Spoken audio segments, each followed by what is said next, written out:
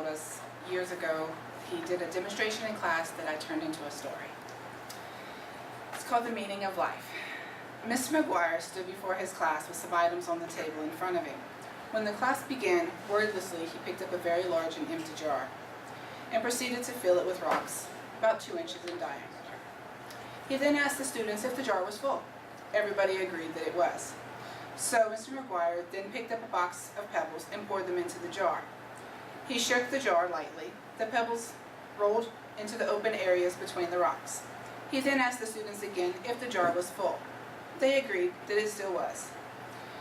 He then picked up a box of sand and poured it into the jar. Of course, the sand filled up everything else. He then asked one more time if the jar was full. All the students replied yes. Now, I want you to recognize that this jar represents your life. The rocks are the important things: your family, your partner, your health, your children. Things that everything else was lost and only they remained, your life would still be full. The pebbles are the other things that matter, like your job, your house, your car.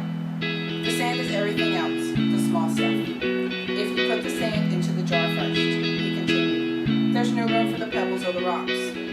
The same goes for your life. If you spend all of your time and energy on the small things, then you'll never have room for the important things. Pay attention to the things that are critical in your life. Play with your children. Take your partner out dancing. There's always time for work and cleaning the house and dinner parties. Take care of the rocks first. They're the things that really matter. Set your priorities. The rest is just sand.